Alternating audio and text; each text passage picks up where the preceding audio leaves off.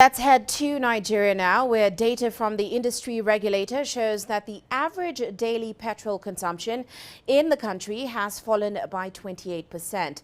That's since President Bola Tinubu scrapped a popular but costly subsidy on the fuel at the end of May, sending petrol prices almost 3 times higher. Now, according to the figures released, average daily petrol consumption fell to 48.4 million litres in June. That's down from the previous average of 66.9 million. A subsidy had kept prices cheap for decades in Africa's biggest economy, but it became increasingly expensive for the country. The government did spend $10 billion on that subsidy last year, leading to wider deficits and also driving up government debt. Now, a black market in neighboring Cameroon, Benin and Togo that relied on petrol smuggled from Nigeria has also collapsed now since the removal of that subsidy. Well, let's now find out the state of affairs today. We're joined by Deji Bademosi. He is in Lagos. Deji, always good to have you with us today. Now, talk to us about what is behind this drop in average daily petrol consumption in Nigeria, especially given the fact that Nigerians not only use petrol for transport, they also use it for their generators. Indeed, you're right, Uche. Nigerians use petrol for their generators, but when you look at the numbers, when you crunch the figures, the number of Nigerians who use petrol on their vehicles, of course, is quite higher than those who use petrol now for their generators. So the truth is that what we have seen is that there's been reduced consumption, so to speak. People don't just travel unnecessarily now. People don't just drive unnecessarily now. I mean, it has to be very important before they put their cars on the road. So we've seen a reduction in the number of cars on the road. And so that, of course, is partly responsible for this drop that we're seeing. And then you did talk about the issue of smuggling.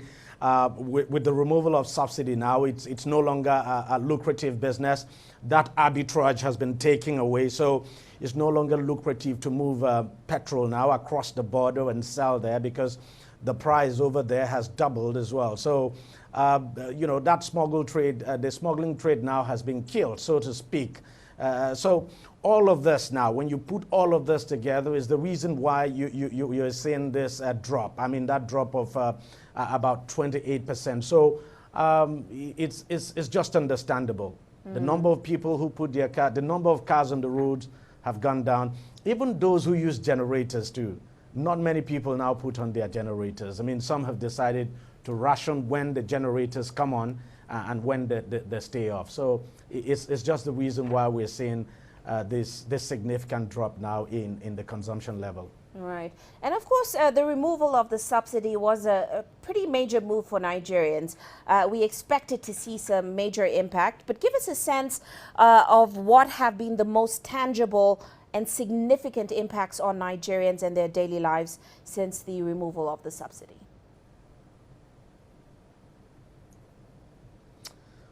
Well, Uche, I must tell you, cost of living has gone up further. I mean, even before the removal of subsidy, cost of living was high, but it's gone up further. Things are tougher. I mean, there's no question at all that when the next inflation figure is released, that it would be higher than what the current, is it 22 point something percent? So, you know, the price of everything has gone up. That's just the truth. The cost of transportation has gone up. Is also part of the reasons why people are not traveling because of the high cost of transport fare. So people are really feeling the impact. I mean, the price of goods in the market, almost every item, every commodity you can think of in the market, the prices have gone up. So everyone is actually feeling the pinch. And you've had situations where some schools, even private schools, have had to increase their school fees because some of them use generators. They still have to put their buses, school buses on the road. So virtually everyone has been affected. And I think is a reason why the government is seriously considering raising the national minimum wage now. And we've also seen in the private sector that some private firms have also increased the wages of their workers. So I would say it's been very tough on everyone, but somehow there's that understanding that subsidy just needed to go. Right, and I think everyone understands that, but very quickly, before I let you go, Deji, I want to find out if there has been any pushback whatsoever against this administration for removing that subsidy, because we do remember what happened with President Jonathan Goodluck's government last time they tried to do it. Well, so far we've not seen any pushback at all. Remember, the labor unions here were to go on strike, and you know, when they announced they were going on strike, a lot of people, I mean, the reaction, public reaction against the strike was really not in favor of the labor unions, and I think it's part of the reasons why they decided to shelve the idea. So there's been no pushback, so to speak. What people are actually waiting to see is the palliatives. You know, those measures now that the government intends to take to cushion the effects, people are still waiting for the palliatives. So I think not until that happens and people see what the government has on offer, that's when you begin to see some serious pushback. But for now, I think people really understand that this country had been spending so much on subsidy and that, you know, it had become unsustainable. I mean, the country was going broke. Everybody understands that. The government has been able to explain this very well and very clearly.